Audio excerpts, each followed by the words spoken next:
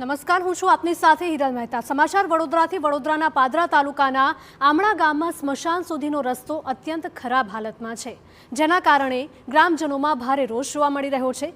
સ્થાનિકોએ રસ્તા પર ઊભા રહીને વિરોધ પ્રદર્શન કર્યું અને સૂત્રોચ્ચાર કર્યા હતા। ગ્રામજનોનો આરોપ છે કે સ્મશાન સુધી જવાનો જાહેર માર્ગ જ નથી, જેના કારણે તેમને ખુલ્લી જગ્યામાં અંતિમ સંસ્કાર કરવા પડ્યા હતા, જેનો વિડીયો પણ વાયરલ થયો હતો। ગામ લોકોએ એવો પણ આક્ષેપ કર્યો છે કે છેલ્લા 4 વર્ષથી જિલ્લા પંચાયત અને તાલુકા પંચાયતના સભ્યો સ્મશાનના સમારકામ માટે એક પણ રૂપિયાની ગ્રાન્ટ નથી આપી રહ્યા। ગ્રામજનોનો એવો પણ આરોપ છે કે જિલ્લા પંચાયત અને તાલુકા પંચાયતના સભ્યો કથિત રીતે ગ્રાન્ટ મંજૂર કરવા માટે ટકાવારી એટલે કે કમિશન માંગી રહ્યા છે। પાદરા તાલુકાના આમળા ગામે સ્મશાને જવાના રસ્તાની બિસ્માર હાલતને લઈને લોકોમાં રોષ ભભૂકી ઉઠ્યો છે। સ્થાનિક જે આગેવાનો છે તેઓએ તો સીધા આક્ષેપ કર્યા છે કે જિલ્લા પંચાયત અને તાલુકા પંચાયતના સદસ્યો ગ્રાન્ટ આપવા માટે ટકાવારીની શોધ કરતા હોય તે પ્રકારના પણ આક્ષેપ કર્યા છે। પહેલા હું તમને બતાવી દઉં કે જે પ્રકારનો આ જાહેર માર્ગ છે તેની આજુબાજુમાં 5 જેટલા સ્મશાનો આવેલા છે, પરંતુ તે સ્મશાને પહોંચવા માટેની કોઈ પણ વ્યવસ્થા આ રસ્તાની નથી ને તેના કારણે તમામ સમાજને ખાસ કરીને મુશ્કેલી વેઠવાનો વારો આવે છે। આજે સ્થાનિક જે અગ્રણી છે સચિન પટેલ, તેમની પાસે સીધું પૂછવાનો ટ્રાય કરીશું કે સચિનભાઈ, શું છે માંગ, ખરેખર શું ઘટના બની છે? ઘટના એવી બની છે કે અમારા ગામમાં આવતીકાલે અહીંયા એક સમાજમાં ગઈકાલે તો મૃત્યુ પામ્યા હતા। તો હાલમાં એ અહીંયા આગળ લાવીને એમને અંતિમ સંસ્કાર કર્યા। તો વરસાદ એટલો બધો પડી ગયો તો અહીંયા આવવાની જગ્યા જ નથી, પાણી જ એટલું બધું ભર્યું। આમાં આ શું છે કે અમારો તળાવનો ઇલાકો છે તો પાણી અહીંયા થોડું વધારે આવી જાય છે, તો એમને અંતિમ સંસ્કારો માટે બહુ તકલીફ પડી। એટલે એમને મને પણ જાણ કરી હતી કે અમારે તકલીફ દૂર કરો। અગાઉ પણ અમે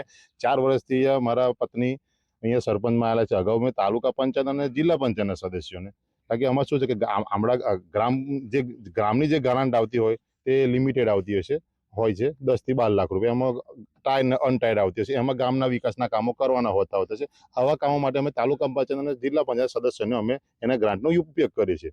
ઓલરેડી 4 વર્ષથી મેં તાલુકા પંચાયત અને જિલ્લા પંચાયત સદસ્યોને મેં વાત કરી છે, તો મને કહે છે કે તમારે જે કંઈ ગ્રાન્ટ જોતી હોય તો અમુક ટકા કમિશન આપવું પડે। કેટલા ટકા? મેં કહ્યું બોલો કેટલા ટકા આપવાના? કે લાખ રૂપિયા જોવો તો લાખે તમારે 15,000 રૂપિયા આપવા પડશે।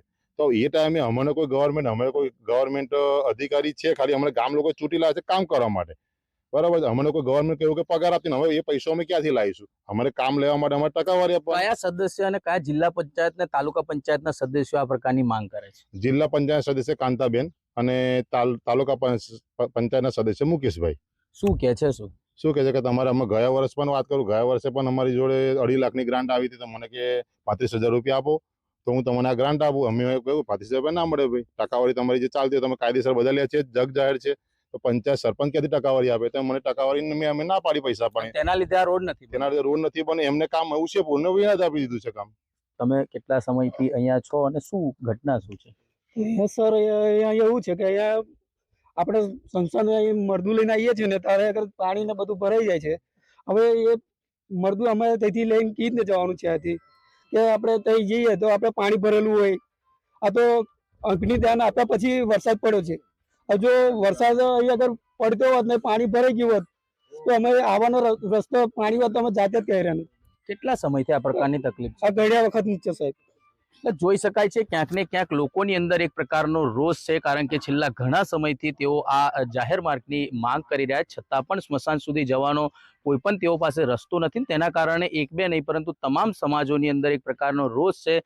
સ્થાનિક જે સરપંચના પતિ છે તેઓ તો આક્ષેપ કર્યા છે કે જે પ્રકારે જિલ્લા પંચાયત અને તાલુકા પંચાયતના જે સદસ્યો છે ખુલ્લેઆમ જ્યારે ગ્રાન્ટ આપવાની હોય ત્યારે તેઓ કમિશનની એટલે કે જે તેઓનો ટકાવારી હોય તેની માંગ કરતા હોય, તો આ પ્રકારની ઘટનાઓ એ સમાજ માટે લાલબત્તી સમાન છે ને તેને સરકારે ધ્યાન પર લેવી જોઈએ, તે પણ ખૂબ જરૂરી છે।